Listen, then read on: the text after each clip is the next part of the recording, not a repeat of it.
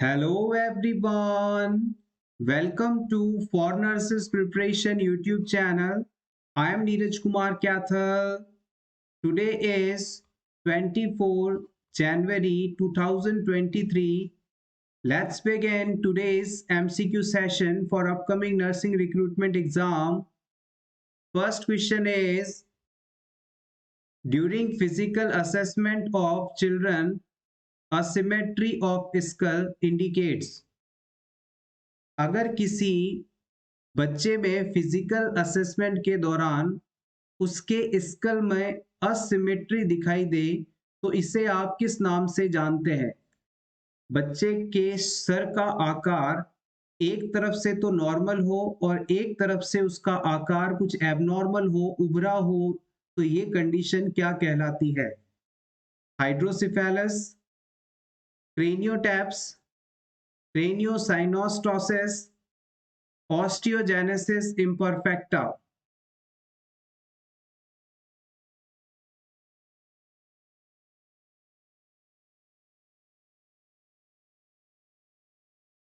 The right answer is option C, craniosynostosis. आइए इन सभी कंडीशंस के बारे में रैपिडली रिवाइज कर लें. Craniosynostosis is a birth defect in which the bone in baby's skull joined together too early. This happens before the baby's brain fully formed. Craniosynostosis वह condition है जो कि बच्चे के ब्रेन के डेवलपमेंट होने से पहले ही स्कल की बोन्स के आपस में जुड़ जाने के कारण होती है. As the baby's brain grows, the skull can become more misshapen, not having the normal or natural shape to form. अगर मान लीजिए बच्चे के सर की सारी हड्डियां ब्रेन के नॉर्मल डेवलप पूरी तरह से डेवलप होने से पहले ही जुड़ जाएं तो क्या होगा? जैसे जैसे एज बढ़ेगी ब्रेन में डेवलपमेंट होगा, ब्रेन का आकार बढ़ने लगेगा और ब्रेन का आकार यदि बढ़ने लगता है तो कहीं ना कहीं जो बोन्स पहले चिपक गई हैं आपस में, फ्यूजन हो चुका है, उनमें गैप बनेगा और इससे शरीर के जिस हिस्से में, ब्रेन के जिस हिस्से में कमजोरी होगी वहां पर उभार जैसी स्ट्रक्चर देखने को मिलेगी. तो याद रखिएगा, ब्रेन के पूरी तरह से डेवलप होने से पहले ही स्कल बोन यदि आपस में जुड़ जाती हैं तो ब्रेन के डेवलपमेंट के कारण बोन का एक हिस्सा एबनॉर्मली शेप का हो जाएगा. यही कंडीशन क्रेनियोसाइनोस्टोसिस कहलाती है. The space between typical babies skull bone are filled with flexible material called sutures. और याद रखिएगा, स्कल बोन को आपस में जोड़ने का काम सूचर्स द्वारा किया जाता है. नेक्स्ट ऑप्शन के अंदर क्रेनियोटैप्स कंडीशन थी. It is softening of the skull bone. अगर किसी बच्चे के सर की बोन सॉफ्ट होती हैं तो इसे आप क्रेनियोटैप्स के नाम से जानते हैं. नेक्स्ट ऑप्शन में कंडीशन थी ऑस्टियोजेनेसिस इम्परफेक्टा. क्या है ये? Is an inherited bone disorder that is present at birth. Osteogenesis imperfecta एक जेनेटिक डिजीज है जो कि बोन्स को प्रभावित करता है. It is also known as brittle bone disease. इसे हम ब्रिटाइल बोन डिजीज के नाम से भी जानते हैं. इसे नोट कर लीजिएगा, brittle bone disease. A child born with osteogenesis imperfecta may have soft bones that break easily, bones that are not formed normally, and other problems. Simply कहें तो ऑस्टियोजेनेसिस इम्परफेक्टा जन्म से ही पाया जाने वाला बोन्स का एक डिसऑर्डर है जिसमें जो बोन होती हैं काफी ज्यादा कमजोर होती है. थोड़ा सा भी स्ट्रेस इन पर अगर आए तो उनमें फ्रैक्चर देखने को मिलता है. लास्ट में जो कंडीशन है ऑप्शन में hydrocephalus is the buildup of fluid in the cavities deep within the brain. हमारे ब्रेन में 4 वेंट्रिकल्स पाए जाते हैं जहां से सीएसएफ का सिक्रीशन होता है और अगर इन कैविटीज के अंदर सीएसएफ या अदर लिक्विड का एक्यूमुलेशन हो जाए नॉर्मल से ज्यादा तो ये कंडीशन हाइड्रोसिफेलस कहलाती है. The excessive fluid increase in the size of ventricles that puts pressure on the brain. और जैसे जैसे इन वेंट्रिकल का साइज एक्सेसिव फ्लूइड की प्रेजेंस के कारण बढ़ता है इसकी वजह से ब्रेन के अदर एरियाज पर दबाव पड़ता है और यही कंडीशन हाइड्रोसेफेलस भी है। आप चाहें तो इसका स्क्रीनशॉट ले लें रिवीजन के लिए। Next question, farmers lungs are manifested due to, इनमें से किसके द्वारा फार्मर्स लंग कंडीशन हो सकती है? कॉटन डस्ट के द्वारा, पॉलेंस के द्वारा, लेड पार्टिकल्स के द्वारा, ग्रेन डस्ट के द्वारा। What can cause farmer's lung condition?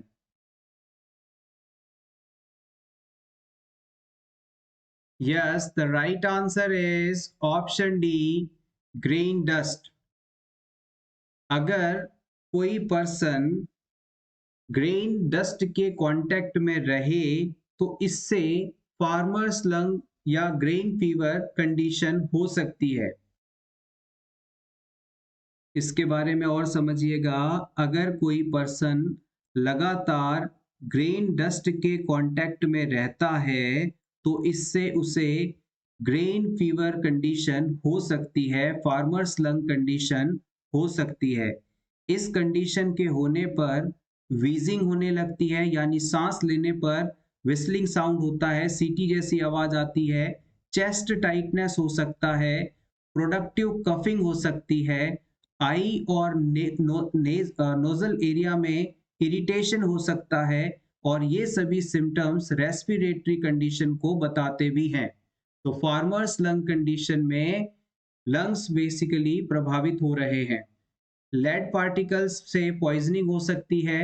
इसके अलावा अगर कोई व्यक्ति पॉलेंस के लगातार संपर्क में रहता है, फ्लावर्स के ऊपर जो पॉलन पाए जाते हैं उनसे अगर किसी पर्सन को एलर्जी है और वो उसके कांटेक्ट में आ जाता है तो उसकी बॉडी में एलर्जिक रिएक्शंस होने लगती हैं। उसकी बॉडी इसे कोई थ्रेट समझ लेती है, हानिकारक पदार्थ समझकर बॉडी का प्रोटेक्टिव सिस्टम एक्टिवेट कर देती हैं, और इसी कंडीशन को हम एलर्जिक राइनाइटिस, हे फीवर या पोलन डस्ट डिजीज के नाम से जानते हैं। एग्जाम पॉइंट ऑफ व्यू से सबसे इंपॉर्टेंट है कॉटन डस्ट के कारण होने वाला डिजीज कंडीशन, जिसे आप बाइसिनोसिस के नाम से भी जानते हैं।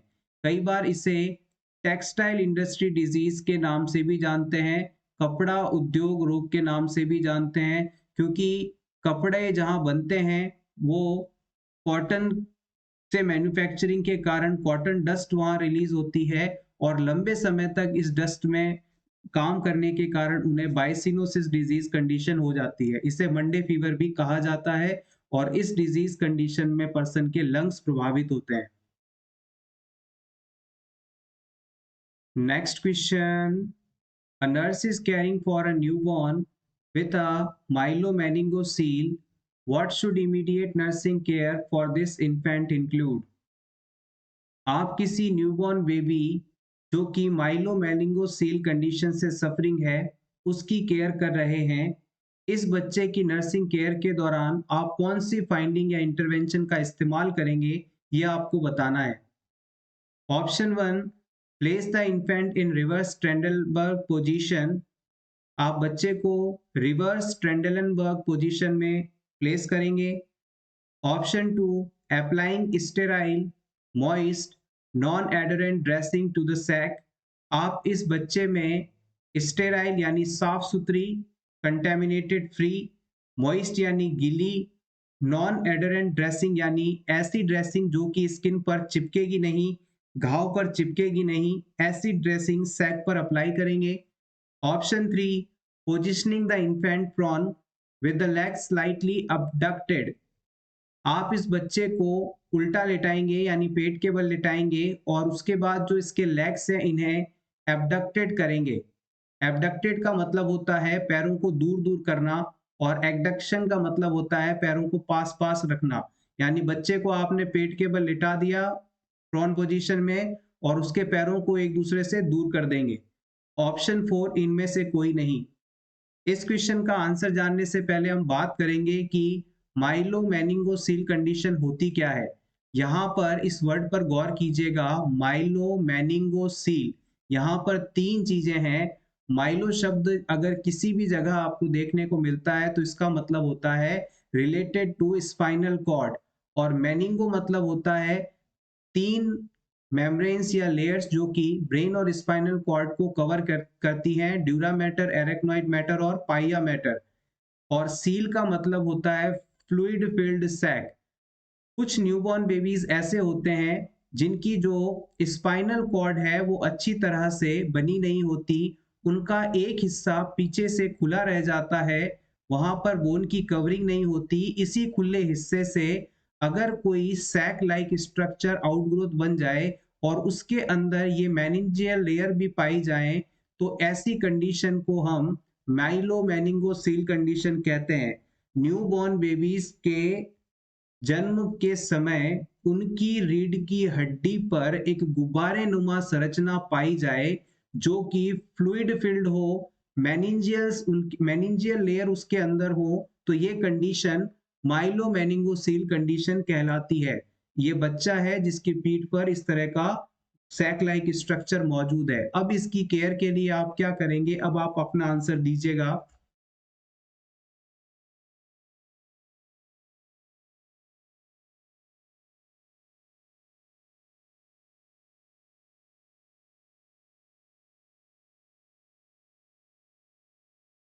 देखिएगा यहाँ पर जो राइट आंसर रहेगा वो रहेगा आपका ऑप्शन 2। इस बच्चे को हम प्रोन पोजीशन में लेटाएंगे, ये बात बिल्कुल सही है, यानी उल्टा लेटाएंगे। जो बच्चे का एब्डोमेन वाला एरिया है वो बेड के कांटेक्ट में रहेगा और बैक पोर्शन ऊपर रहेगा। तो लेकिन यहाँ पर एबडक्शन की आवश्यकता नहीं है, इसलिए हमने इस ऑप्शन को गलत किया, और इसके साथ ही ऑप्शन 4 भी गलत हो जाता है। और बच्चे को रिवर्स ट्रेंडलबर्ग पोजीशन में नहीं रखा जा सकता, क्योंकि अगर बच्चे में ये सैक नीचे रहेगा तो इसके डैमेज होने की संभावना ज्यादा रहेगी। बच्चे को हमें प्रॉन पोजीशन में लिटाना है, और उसके बाद इसका जो बैक साइड में ये सैक मौजूद है, इसके ऊपर स्टेराइल यानी साफ सुथरी, गीली और ऐसी ड्रेसिंग लगानी है जिससे ये सैक कवर हो जाए, इसमें कंटेमिनेशन ना हो, और जो ड्रेसिंग है वो इस पे चिपके भी ना। तो ये तीनों चीजें अपने को इसकी केयर के लिए ध्यान देनी है, prone position and dressing that is sterile, moist and non-adherent type. Next question. At the time of ovulation, cervical mucus become thick and body temperature increases. It is due to which hormone? जब women में ovulation होता है उस समय body temperature increase होता है और cervical mucus thick हो जाता है। ये दोनों चेंजेस किस हार्मोन के कारण होते हैं ये आपको बताना है। बॉडी टेम्परेचर का बढ़ना और सर्वाइकल म्यूकस का गाढ़ा हो जाना, थिक हो जाना। Yes, exactly, it is due to progesterone. Progesterone hormone is responsible both the changes. Next हम बात करते हैं फ्लोरेंस नाइटिंगेल के बारे में। फ्लोरेंस नाइटिंगेल को आप mother of nursing, father of nursing किसी भी नाम से जान सकते हैं। फ्लोरेंस नाइटिंगेल का जन्म इटली देश के फ्लोरेंस शहर में 12 मई 1820 को हुआ था, और इनकी मृत्यु लंदन शहर इंग्लैंड देश में 13 अगस्त 1910 को हुई थी। और इनकी डेथ का जो कारण था वो था कॉलेरा डिजीज, जो कि विब्रियो कॉलेरा नामक बैक्टीरिया से होता है, और इसमें क्लाइंट को वॉमिटिंग डायरियल एपिसोड काफी ज्यादा होते हैं। फ्लोरेंस नाइटिंगेल का जन्म 12 मई 1820 को हुआ था, और इसी वजह से हर साल 12 मई को इंटरनेशनल नर्सेस डे के रूप में सेलिब्रेट किया जाता है। ये सभी पॉइंट्स यहाँ से इंपॉर्टेंट हैं, आप चाहें तो नोट डाउन कर लें या इसका स्क्रीनशॉट ले सकते हैं। नेक्स्ट, फ्लोरेंस नाइटिंगेल ने क्रीमियन वॉर के दौरान 1854 से 1856 के बीच में वहां युद्ध में घायल सैनिकों की बहुत ज्यादा सेवा की, उनके फैमिलीज के लिए लेटर लिखे, और रात के समय जब वो वार्ड के राउंड पे जाती थी तो हमेशा वो अपने साथ एक लैंप रखती थी, और इसी वजह से उन्हें लेडी विद द लैम्प के नाम से भी जाना गया। फ्लोरेंस नाइटिंगेल के द्वारा एनवायरमेंटल थ्योरी दी गई थी। ये सभी पॉइंट्स यहां से इंपॉर्टेंट हैं। नेक्स्ट आपको बताना है एमनीशिया टर्म का क्या मीनिंग होता है। एमनीशिया,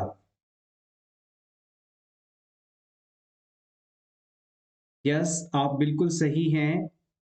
लॉस ऑफ मेमोरी, अगर किसी व्यक्ति की याददाश्त बिल्कुल चली जाए, उसकी मेमोरी बिल्कुल चली जाए, तो ये कंडीशन एमनीशिया कहलाती है। Amnesia means loss of memory. अब यदि हाइपरमनीशिया आपसे पूछ लिया जाए तो इसका क्या मीनिंग होता है।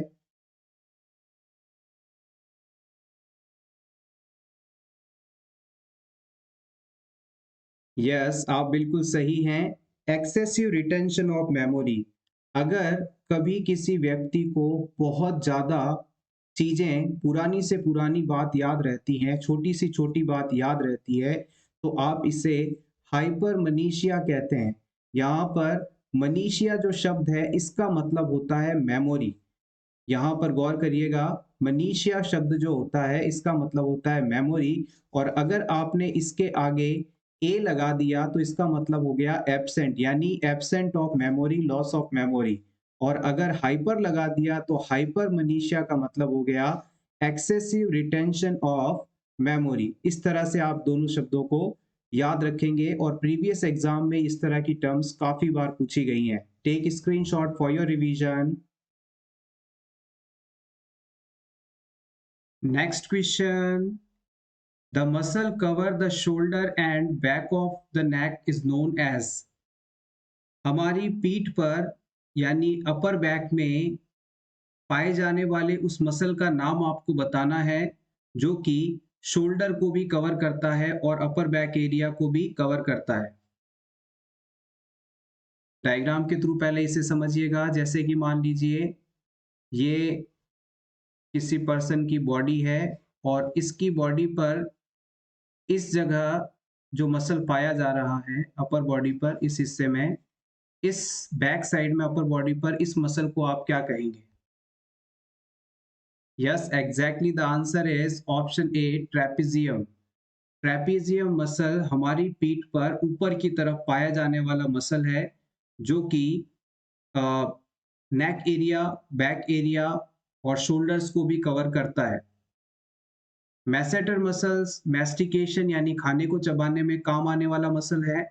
बाइसेप्स हमारे अपर आर्म में पाए जाने वाले मसल हैं, और टेम्पोरलिस मसल्स हमारे दोनों तरफ टेम्पोरल एरिया में पाए जाने वाले मसल हैं जो कि मैस्टिकेशन में भी हेल्प करते हैं।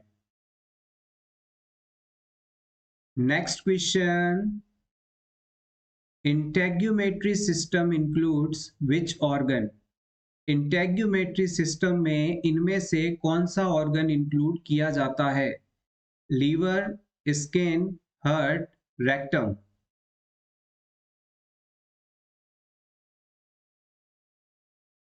Yes option B is correct here, skin. Integumentary system में स्किन को इंक्लूड करते हैं। Next question, Braxton Hicks contractions are. इनमें से ब्रैक्सटन हिक्स कॉन्ट्रैक्शंस किसे कहा जाता है। Option A, uterine contractions in pregnancy, pregnancy के दौरान यूट्रस में होने वाले contractions. Option B, the uterine contractions that occur after the delivery of baby, बच्चे के जन्म लेने के बाद यूट्रस में होने वाले contractions. Option C, cardiac contractions in pregnancy, pregnancy में होने वाले कार्डियक कॉन्ट्रैक्शंस। ऑप्शन डी, इनमें से कोई नहीं। ब्रैक्सटन हिक्स कॉन्ट्रैक्शन क्या है। Yes, exactly. The right answer is option A. These are the uterine contractions seen in pregnancy. Braxton Hicks contraction pregnancy के दौरान देखे जाने वाले कॉन्ट्रैक्शंस हैं, और इन्हें आप प्रैक्टिस कॉन्ट्रैक्शंस या फॉल्स लेबर पेन कॉन्ट्रैक्शंस भी कहते हैं। ब्रैक्सटन हिक्स कॉन्ट्रैक्शन 6 से 8 सप्ताह की प्रेगनेंसी पर ही आने शुरू हो जाते हैं, लेकिन ये इतने हल्के होते हैं कि वुमेन को ये फील ही नहीं होते। वुमेन थर्ड ट्राइमेस्टर में या यूं कहें 16 सप्ताह की प्रेगनेंसी के बाद इस प्रकार के कॉन्ट्रैक्शंस को महसूस करना शुरू करती है। ब्रैक्सटन हिक्स कॉन्ट्रैक्शन इरेगुलर होते हैं और इनकी जो तीव्रता है, इनकी जो पावर होती है वो हल्की होती है, यानी ज़्यादा इंटेंस नहीं होते। इसके अलावा ये इनफ्रीक्वेंट होते हैं, यानी इनमें कोई फ्रीक्वेंसी नहीं होती, ये लगातार नहीं आते। और इनके अंदर जो ट्रू लेबर के समय जो कॉन्ट्रैक्शंस देखे जाते हैं उनसे ये काफ़ी ज़्यादा कमज़ोर भी होते हैं और वुमेन में ट्रू लेबर पेन जनरेट नहीं कर पाते। दो टर्मिनोलॉजीज होती हैं, एक होता है ट्रू लेबर पेन और एक होता है फॉल्स लेबर पेन। तो हम कह सकते हैं कि Braxton Hicks contraction false labour pain के लिए रिस्पॉन्सिबल होते हैं। जब वुमेन को ट्रू लेबर कॉन्ट्रैक्शंस आते हैं तो बच्चा धीरे धीरे नीचे डिसेंट होना शुरू हो जाता है और डिलीवरी का प्रोसेस हमें आगे बढ़ाना होता है। जबकि ब्रैक्सटन हिक्स कॉन्ट्रैक्शन बहुत ही हल्के कॉन्ट्रैक्शंस होते हैं, ये बच्चे को नीचे की तरफ खिसका नहीं पाते। तो ये जस्ट एक प्रैक्टिस कॉन्ट्रैक्शंस हैं जो कि मदर और यूट्रस को डिलीवरी के लिए तैयार करने के लिए आते रहते हैं। नेक्स्ट क्वेश्चन, बीसीजी वैक्सीन में कौन सा स्ट्रेन काम में लिया जाता है? इंपॉर्टेंट क्वेश्चन, प्रीवियस एग्जाम में इसे पूछा गया है। Yes, exactly, Danish 1331 BCG strain का नाम है। Danish 1331 BCG vaccine Mycobacterium bovis से प्रिपेयर किया जाता है। इस चीज को याद रखिएगा, इंपॉर्टेंट है। बीसीजी वैक्सीन का स्ट्रेन है डैनिश 1331 और बीसीजी वैक्सीन प्रिपेयर किया जाता है माइकोबैक्टीरियम बोविस के द्वारा। Next question, test used for sperm motility. Sperm motility के लिए कौन सा टेस्ट किया जाता है? Rubin test, Allen test, Sims Huhner test या Fallon test?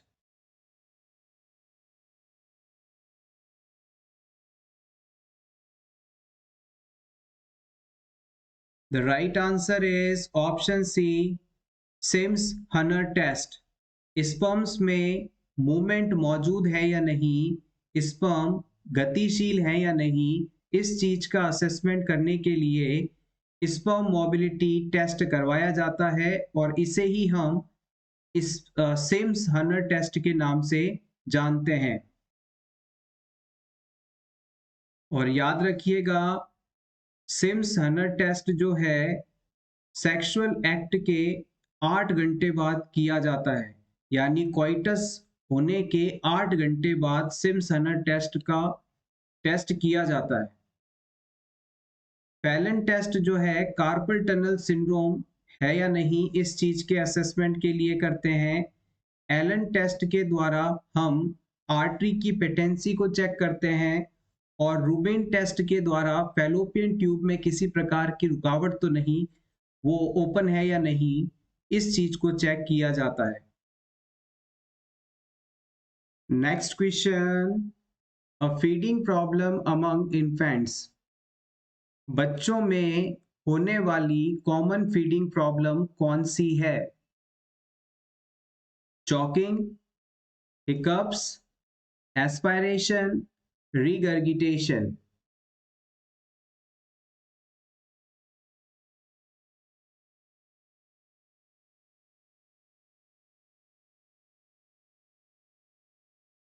The right answer is option D, regurgitation.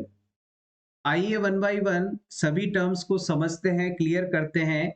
Choking शब्द का मतलब होता है रुकावट, यानी किसी भी चीज का चौक हो जाना, अटक जाना, फंस जाना। तो अगर हमारा रेस्पिरेटरी ट्रैक्ट में कोई चीज अटक जाती है जिसके कारण रुकावट हो, चॉकिंग हो, तो वो कंडीशन चॉकिंग है और ये फीडिंग प्रॉब्लम में नॉर्मली नहीं देखी जाती। It is a abnormal thing. इसके बाद हिकअप्स का मतलब होता है हिचकी आना, जो कि डायफ्राम की एक एबनॉर्मलिटी है। इसमें डायफ्राम जो है बहुत ज़्यादा कॉन्ट्रैक्ट होता है जिसके कारण पर्सन को हिचकियाँ आती हैं। और इसके लिए 3% कार्बन डाइऑक्साइड दिया जाता है as a treatment. So it is not true. Aspiration का मतलब होता है कि रेस्पिरेटरी ट्रैक्ट में किसी फूड या लिक्विड कंटेंट का चला जाना, लंग्स तक पहुंच जाना, तो ये भी यहाँ पर नहीं सही ऑप्शन माना जाएगा। बच्चों में जब भी ब्रेस्ट फीडिंग करवाई जाती है तो ब्रेस्ट मिल्क जो है सीधा स्टमक के अंदर जाना चाहिए। ग्रीन डॉट से यहाँ पर मैंने स्टमक के अंदर ये फीड बताया है।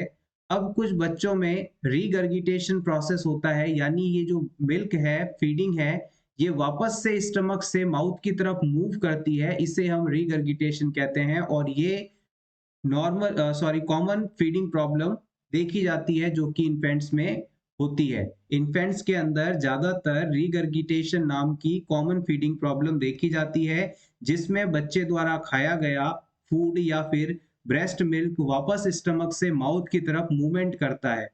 This is a right answer. Backward movement of food content from stomach to mouth is called regurgitation. Next, DMPA का फुल फॉर्म इंपॉर्टेंट है और प्रीवियस एग्जाम में पूछा भी गया है। DMPA full form is depot medroxyprogesterone acetate. इसे हम अंतरा के नाम से भी जानते हैं, डिपॉट मेड्रॉक्सी प्रोजेस्ट्रॉन एसीटेट। इसकी डोज अगर पूछ ली जाए तो 150 mg/ml, रूट इंट्रामस्कुलर, और ये 3 महीने के लिए कॉन्ट्रासेप्टिव इफेक्ट देता है। Next question is, phagocytosis is considered as which line of defense against infection? Phagocytosis process किस लेवल का डिफेंस है, ये आपको बताना है। First line, second line, third line, fourth line. Phagocytosis process basically हमारे शरीर में मैक्रोफेजेस के द्वारा किया जाने वाला एक प्रोसेस है। जैसे ही हमारे शरीर में कोई micro organism, harmful micro organism enter होता है, हमारी बॉडी के मैक्रोफेजेस इसे आइडेंटिफाई करके एनगल्फ कर लेते हैं, यानी खा लेते हैं और फिर डिस्ट्रॉय कर देते हैं। ये प्रोसेस फैगोसाइटोसिस कहलाता है। अब आप बताएं कि ये किस लेवल का डिफेंस है।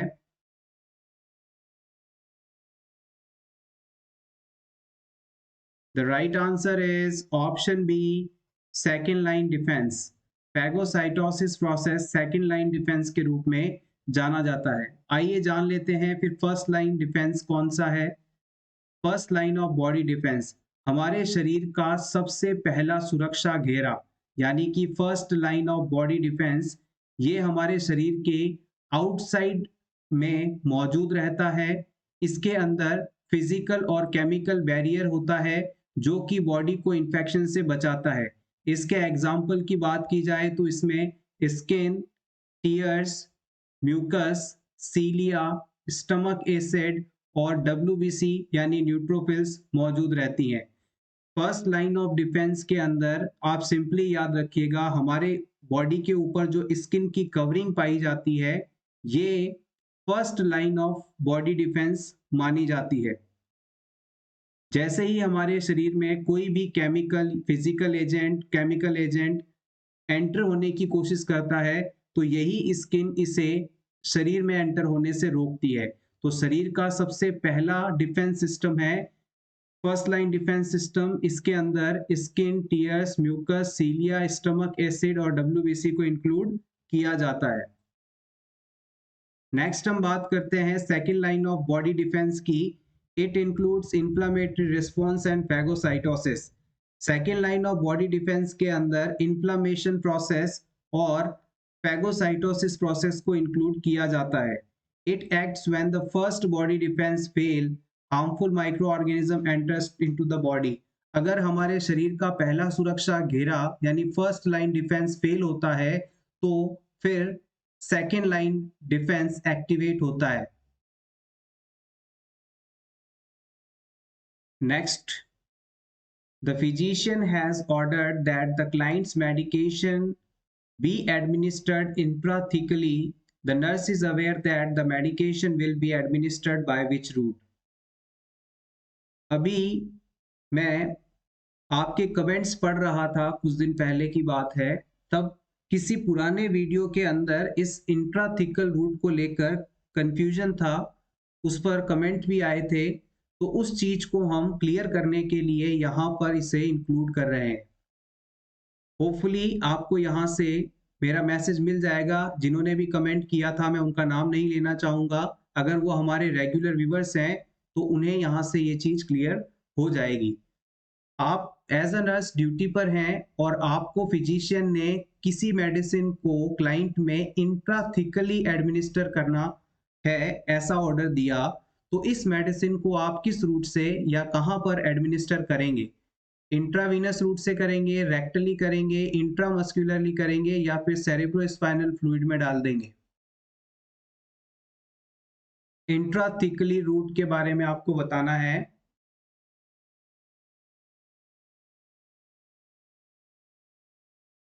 Yes, exactly, option D is correct here. आइए इसके बारे में और बात कर लें। Intrathecal route of drug administration, यहां पर गौर करिएगा, intrathecal route of drug administration क्या है, इस पर हम बात कर रहे हैं। इस रूट के अंदर जो मेडिसिन होती है उसे स्पाइनल कैनाल के अंदर या यूं कहें सब एरेक्नोइड स्पेस के अंदर डाला जाता है। ब्रेन की जो 3 लेयर्स हैं, पाइया मैटर, एरेक्नोइड मैटर और ड्यूरा मैटर, उसमें एरेक्नोइड मैटर और पाइया मैटर नीचे की 2 अंदर की तरफ वाली लेयर हैं। इन दोनों के बीच के स्पेस को हम सब एरेक्नोइड स्पेस के नाम से जानते हैं और इसी जगह पर सीएसएफ भी फ्लो होता रहता है। तो हमें जो इंट्राथिकल रूट है उसमें अगर मेडिसिन को डालने के लिए कहा है, एडमिनिस्टर करने को कहा है, तो हम उसे इसी कैविटी के अंदर, इसी स्पेस के अंदर पोर करेंगे और ये मेडिसिन फिर यहाँ पर सीएसएफ से मिक्स हो जाएगी, सेरिब्रोस्पाइनल फ्लूइड से मिक्स हो जाएगी। इंट्राथिकल रूट से कौन कौन सी ड्रग्स दी जा सकती हैं, अगर उसके बारे में आपसे पूछ लिया जाए तो आप कह सकते हैं स्पाइनल एनेस्थीसिया है, कीमोथेरेपी है और पेन मैनेजमेंट में इस्तेमाल होने वाली कुछ ड्रग्स हैं जिन्हें हम इंट्राथिकल रूट से दे सकते हैं। एक बार फिर से क्लियर करते हैं, इंट्राथिकल रूट का मतलब होता है सब एरेक्नोइड स्पेस में मेडिसिन को डिलीवर करना और इस जगह पर सीएसएफ भी मौजूद रहता है, तो ड्रग सीएसएफ के साथ मिक्स होकर आगे जाती है। एग्जाम्पल की बात करें तो स्पाइनल एनेस्थीसिया, कीमोथेरेपी और कुछ पेन मेडिकेशंस हैं जो कि इस रूट से दी जा सकती हैं। Next question is, the physician prescribes captopril 25 mg per oral TID for the client with hypertension. Which of the following adverse reaction can occur with administration of capotin? कैपोटेन या captopril जो मेडिसिन है, इससे कौन सा एडवर्स इफेक्ट हो सकता है, ये आपको बताना है। सिंपली आपको इतनी बड़ी लैंग्वेज लिखकर ये पूछा जा रहा है कि किसी पेशेंट में हाइपरटेंशन के ट्रीटमेंट के लिए कैप्टोप्रिल नामक ड्रग दी जा रही है और इस ड्रग के देने के बाद क्लाइंट में कौन सा एडवर्स रिएक्शन हो सकता है, ये आपको बताना है। आपके ऑप्शंस हैं टिनिटस, परसिस्टेंट कफ, मसल वीकनेस, डायरिया। टिनिटिस शब्द का मतलब होता है रिंगिंग सेंसेशन इन ईयर्स, यानी कानों में घंटी जैसी आवाज सुनाई देना।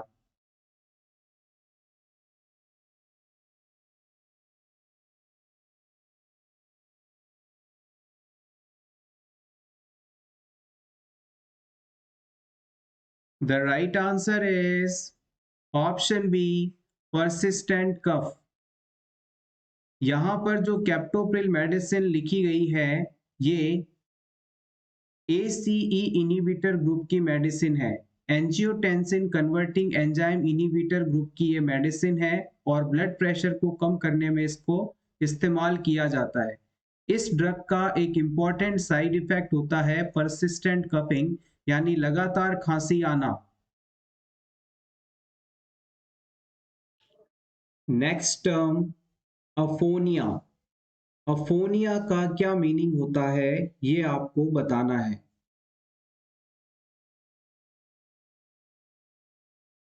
Yes, aphonia means unable to speak. अगर कोई पर्सन बोल नहीं पा रहा है तो इसे आप अफोनिया टर्म से जानते हैं। इसी से सिमिलर एक और टर्म होती है, आप चाहें तो उसे भी नोट कर सकते हैं,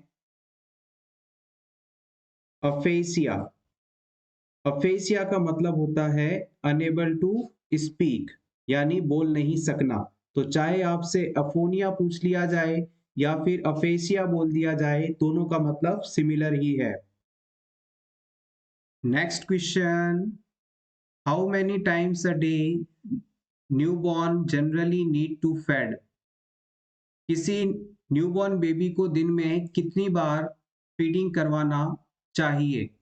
5 से 6 बार, 3 से 4 बार, 8 से 12 बार, 9 से 10 बार।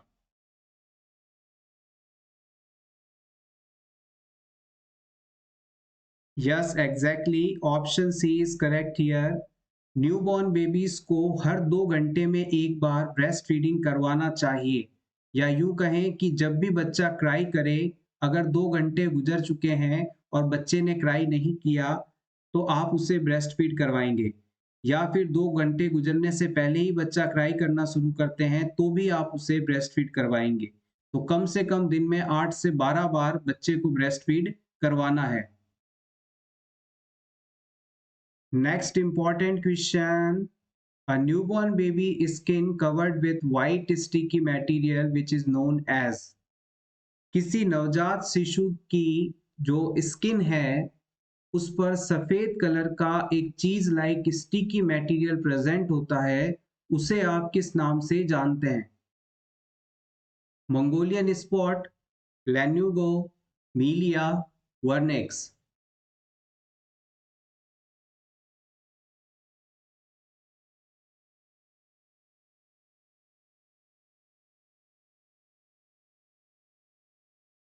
The right answer is option D, vernix caseosa. आइए इन चारों टर्म्स के बारे में और ज़्यादा क्लियर कर लें।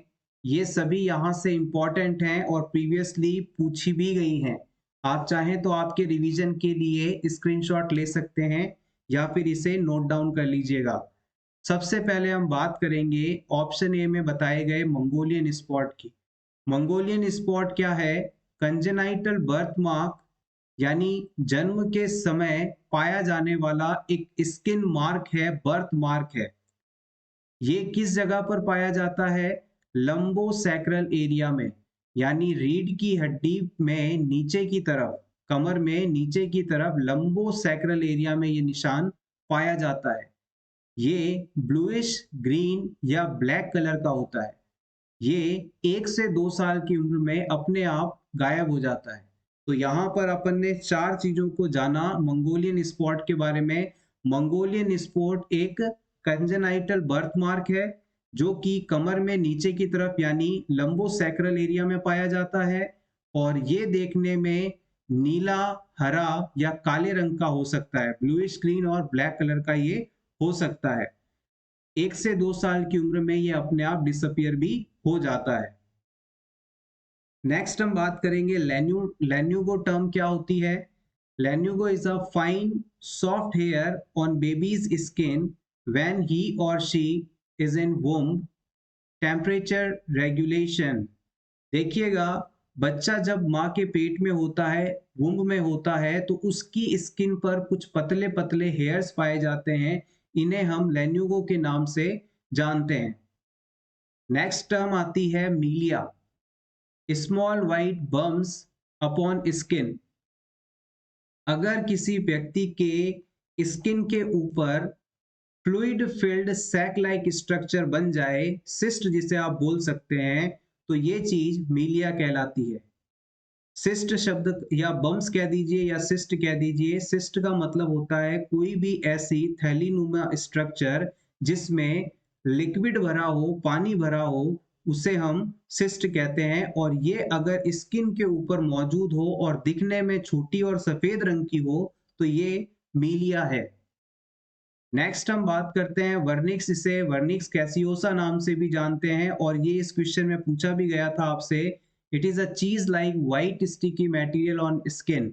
न्यूबॉर्न बेबी की स्किन पर सफेद चीज लाइक चिपचिपा पदार्थ पाया जाता है, इसे हम वर्निक्स कैसियोसा के नाम से जानते हैं। लैन्यूगो तो हेयर्स होते हैं और वर्निक्स कैसियोसा सफेद चिपचिपा चीज लाइक पदार्थ होता है। दोनों ही टर्म्स इंपॉर्टेंट हैं। Next question is what are the signs of shock? इनमें से शॉक के अंदर कौन सा साइन देखने को मिलता है? Sweating and forgetfulness, cold clammy skin, unconsciousness and rapid pulse rate and unconsciousness, lethargy and slow pulse rate। Shock होने पर कौन सी फाइंडिंग देखने को मिलेगी? इस क्वेश्चन का आंसर जानने से पहले हम बात करते हैं कि शॉक कंडीशन आखिर में होता क्या है। जब हमारे शरीर में लिक्विड या फ्लूइड की मात्रा इतनी कम रह जाए कि शरीर के सभी टिश्यूज तक, सेल्स तक पर्याप्त मात्रा में blood supply, nutrient supply, oxygen supply पहुंचने में भी दिक्कत आने लगे, तो ये कंडीशन शॉक कहलाती है।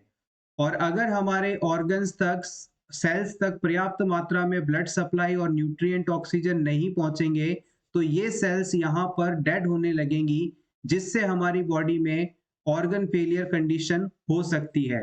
तो याद रखिएगा, शॉक का सिंपल मीनिंग होता है कि हमारी बॉडी में फ्लूइड की कमी होना, जिसके कारण पर्याप्त मात्रा में ब्लड सप्लाई ना हो पाए। अब आप बताएं, होपफुली अब आप सही आंसर गैस कर पाएंगे। यस, एग्जैक्टली आपका आंसर बिल्कुल सही है। Option B is correct here. जब भी हमारे शरीर में लिक्विड, फ्लूइड या पानी की कमी होती है, तो हमारी जो एक्सट्रीमिटीज हैं, हाथ पांव हैं, स्किन है, वो ठंडी पड़ने लगती है। साथ ही साथ हमें कुछ बेहोशी सी महसूस होती है और हमारा हार्ट इस कंडीशन को बैलेंस करने के लिए तेजी से ब्लड सप्लाई करता है, बार तेजी से कॉन्ट्रैक्ट होना शुरू कर देता है, तो हमारी पल्स रेट भी बढ़ जाती है। सिंपली कहें तो इस कंडीशन में टैकीकार्डिया जैसी स्टेट देखने को मिलती है। अगर आपसे पूछ लिया जाए कि टोटल कितने प्रकार के शॉक्स होते हैं, तो आप बताएंगे कुल 5 प्रकार के शॉक होते हैं, जिनमें सबसे पहले हम बात करेंगे कार्डियोजेनिक शॉक। कार्डियोजेनिक शॉक, जैसा कि नाम से ही पता चल रहा है, हमारे हार्ट में यदि किसी प्रकार की प्रॉब्लम हो जाए और हार्ट अपना काम अच्छे तरीके से नहीं कर पाए, यानी बॉडी में पर्याप्त मात्रा में ब्लड सप्लाई ना कर पाए, तो इससे जो शॉक जनरेट होगा उसे हम कार्डियोजेनिक शॉक कहेंगे। यानी हार्ट प्रॉब्लम के कारण होने वाला जो शॉक होगा वो कार्डियोजेनिक शॉक है। सेकंड हम बात करते हैं हाइपोवॉल्यूमिक शॉक की। Hypovolemic shock is due to decrease blood और फ्लूइड वॉल्यूम। अगर किसी क्लाइंट को वॉमिटिंग है, डायरिया है, या फिर कोई एक्सीडेंट हो गया जिसमें बहुत ज्यादा ब्लड लॉस हो चुका है, तो हमारे शरीर में फ्लूइड की या ब्लड की कमी के कारण जो शॉक होगा वो हाइपोवॉल्यूमिक शॉक कहलाएगा। नेक्स्ट हम बात करते हैं इंपॉर्टेंट, जो कि एग्जाम पॉइंट ऑफ व्यू से काफी बार पूछा गया क्वेश्चन भी है, anaphylactic shock. Anaphylactic shock basically allergic reaction के कारण होने वाला शॉक है। जब हम किसी एलर्जन के कांटेक्ट में आते हैं, तो हमारी बॉडी बहुत ही ज्यादा एक्सेसिव प्रोटेक्टिव मैकेनिज्म शो कर देती है और इसके कारण हम बहुत ही स्ट्रेसफुल सिचुएशन में चले जाते हैं। ये कंडीशन एनाफाइलेक्टिक शॉक कहलाती है। जैसे कि मान लीजिए आपको किसी मेडिसिन से एलर्जी है और आपने वही मेडिसिन ले ली, तो आप में ये शॉक हो सकता है। बी स्टिंग हो गया तो वहां शॉक हो सकता है। एनाफाइलेक्टिक शॉक के अंदर ड्रग ऑफ चॉइस एग्जाम में काफी पूछी जाती है, इसे याद रखिएगा। Adrenaline is a drug of choice in anaphylactic shock condition. Next हम बात करेंगे फोर्थ टाइप के शॉक की, जो कि है septic shock. It is due to infection. जब हमारे शरीर में किसी प्रकार का इन्फेक्शन हो और ये इन्फेक्शन उस पर्टिकुलर ऑर्गन से निकलकर ब्लड में पहुंच जाए, जिसे आप सेप्टिसीमिया भी कहते हैं, तो ब्लड में इन्फेक्शन के कारण जो शॉक डेवलप हो वो कंडीशन सेप्टिक शॉक कहलाती है। लास्ट हम बात करते हैं न्यूरोजेनिक शॉक। जैसा कि नाम से ही पता चलता है कि हमारे शरीर में यदि नर्वस सिस्टम डैमेज हो जाए, न्यूरॉन्स डैमेज हो जाएं जिसके कारण बॉडी में ट्रांसपोर्टेशन की जो फैसिलिटी है वो अफेक्ट हो, तो इस प्रकार का शॉक जो है न्यूरोजेनिक शॉक कहलाएगा। आप चाहें तो अपने रिवीजन के लिए इसका स्क्रीनशॉट ले सकते हैं, इंपॉर्टेंट है। नेक्स्ट हम क्विकली रिवाइज करेंगे मिशन इंद्रधनुष के बारे में। मिशन इंद्रधनुष वैक्सीनेशन पर्पस से तैयार किया गया था और इस मिशन इंद्रधनुष के अंदर 7 किलर डिजीजेस को इंक्लूड किया गया है, जो कि हैं DPT, measles, polio, hepatitis B और टीबी। एक बार फिर से देखिएगा, एग्जाम में आपसे पूछा जा सकता है कि मिशन इंद्रधनुष किस तारीख को लॉन्च किया गया था, तो आप बताएंगे 25 दिसंबर 2014 को। और इसके अंदर कितने डिजीजेस इंक्लूड किए गए हैं, तो आप बताएंगे 7 किलर डिजीजेस के अगेंस्ट वैक्सीनेशन का पर्पस रखा गया है। ये डिजीज कौन कौन से हैं ये पूछ लिया जाए तो आप बताएंगे diphtheria, pertussis, tetanus, measles, polio, hepatitis B and TB. Next question, commonest type of fracture seen in children. बच्चों में सबसे ज्यादा पाया जाने वाला टाइप का फ्रैक्चर कौन सा है? Colles fracture, pathological fracture, Pott's fracture, green stick fracture. Yes, the right answer is option D, green stick fracture. बच्चों में सबसे ज्यादा ग्रीन स्टिक टाइप का फ्रैक्चर पाया जाता है। आइए इनके बारे में जान लें। Commonest fracture in children, green stick. Green stick fracture के बारे में आपको जानना चाहें तो याद रखिएगा, जैसे कि किसी पेड़ की टहनी जो कि काफी हरी है, गीली है, उसे जब आप तोड़ने की कोशिश करते हैं तो वो टूटती नहीं है, मुड़ जाती है। उसी प्रकार से बच्चों की जो हड्डियां हैं वो हल्की मुड़ जाती हैं। इस प्रकार के फ्रैक्चर को ग्रीन स्टिक फ्रैक्चर के नाम से जानते हैं। कॉलेज फ्रैक्चर ये भी काफी इंपॉर्टेंट है। Fracture at distal end of the radius bone in upper arm. हमारे अपर आर्म यानी हाथ की जो रेडियस बोन है, इसके डिस्टल एंड पर यदि फ्रैक्चर हो जाए तो इसे आप पुलिस फ्रैक्चर कहते हैं।